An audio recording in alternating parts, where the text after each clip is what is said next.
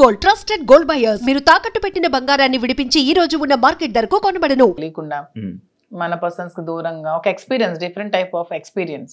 So ఈ experience ని ఒకసారి లైఫ్ లో ఫేస్ చేయాలని అయితే ఉంది. అంటే నార్మల్గా మీ ఇంటర్వ్యూస్లో కానీ మీరు కానీ మీ రాజా గారు కానీ ఇంటర్వ్యూస్ ఇచ్చేటప్పుడు ఒకరు వదిలి ఒక్క నిమిషం కూడా ఉండలేను అన్నట్టు మీరు చాలా ఇంటర్వ్యూస్లో చెప్పడం జరిగింది కదా. అని మీరు వెళ్ళి మీరు రాజాగారితో మాట్లాడకుండా ఆయనతోని కష్టమేమో. చాలా కష్టమే. ఇది నా వీకెస్ట్ అసలు.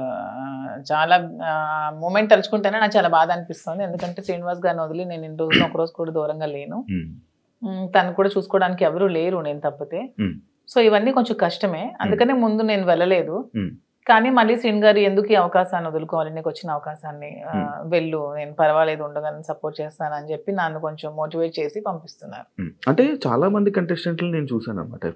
ఎవ్రీ సీజన్ లోపల అంటే బయట బాగానే స్ట్రాంగ్గా ఉన్నారు అంటారు, లోపలికి వెళ్ళంగానే ఎమోషనల్గా డౌన్ అయిపోయి అయ్యో మన రాజా గారిని మిస్ అయిపోతున్నాను అని చెప్పడం కానీ, లేకపోతే మా పేరెంట్స్ని మిస్ అయిపోతున్నాను, నాకు కావాల్సిన వాళ్ళు మిస్ అయిపోతున్నాను అని చెప్పి ఎమోషన్ అవ్వడం జరుగుతూ ఉంటుంది.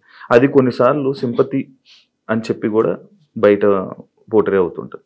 లైక్ అలా మీరేమైనా మిస్ అయ్యి దీని గురించి ఎమోషనల్గా ఏడవడం అలాంటివి ఏమైనా జరుగుతాయా? అలా ఏం లేదు. సింపతి, ఎమోషన్ అంటే ఏదైనా ఒక మూమెంట్లో మనం గుర్తొస్తే బాధపడవచ్చు. కానీ ఆ మూమెంట్ వల్ల గేమ్ డిస్టర్బ్ చేసుకొని ఆ మూమెంట్ వల్ల మనం వెళ్ళిన మోటివ్ మర్చిపోతే వెళ్ళడం కూడా వేస్ట్. బ్యాలెన్స్ చేసుకోవాలి, ఎమోషన్ ని బ్యాలెన్స్ చేసుకుంటూ గేమ్ ఆడాలి. అదే కదా మరి రియాలిటీ షో బిగ్ బాస్. ఇక్కడ మీతో మాట్లాడుతుంది చాలా స్ట్రాంగ్గా, వెల్ ప్రిపేర్డ్గా, లైక్ ఇలా ఉండాలి అన్నట్టు ఉన్నది. మీతో ఏమి ప్లాన్ చేసుకున్నారా? అది ఏం ప్లాన్ చేసుకోవాలి? ఇప్పుడు మీరు చెప్పండి, మీరు ఒక బిగ్ బాస్ కంటెస్టెంట్ కదా, ఏం ప్లాన్ చేయాలి? మీకు బేసిక్ గా ఆ ప్లానింగ్స్ ఏముంటాయి నాకు తెలియదు. అంటే రియాలిటీ షోలో రియలిస్టిక్ గా ఉండాలని నేను అనుకుంటున్నాను. ప్లానింగ్స్ ఏమైనా ఉంటే టిప్స్ చెప్పండి. టిప్స్ చెప్పడం కదా, అంటే స్టార్టింగ్ వెళ్ళే కంటెస్టెంట్లకి వాళ్ళకి ఏం తెలియదు, ఎవరు వస్తున్నారు ఏంటి, వాళ్ళ క్యారెక్టర్ ఏంటి, వాళ్ళు ఎలా బిహేవ్ చేయబోతున్నారు ఏంటి అనేది మనకు ఒక ఐడియా ఉండదు. కాకపోతే వైల్డ్ కార్డ్ వాళ్ళకి ఒక ప్లస్ పాయింట్ ఉన్నది. అంటే ఏ కంటెస్టెంట్ ఎలా ఆడబోతున్నాడు, ఏ కంటెస్టెంట్ ఎలా ఆలోచించబోతున్నాడు, వాడు ఏం చేయబోతున్నాడు, వాడి స్టెప్స్ ఏంటి అనేది మనకు ముందే ఒక ఐడియా ఉంటుంది. అంటే మీరు మొత్తం చూసారా ఈ 4 weeks? నేను మొత్తం చూడలేదు, అప్పుడప్పుడు చూస్తున్నాను. వాళ్ళకి ఎలా తెలియదో మాకు కూడా వాళ్ళు ఎలాగో తెలియదు. నాకు వాళ్ళ పేర్లు ఇప్పుడు తెలుసు అంతే, అంతకుమించి నాకు తెలియదు. అందులో మాస్కులతో ఆడినప్పుడు వాళ్ళు ఎప్పుడు ఎలా మారుతారో కూడా ఎవరికి తెలియదు.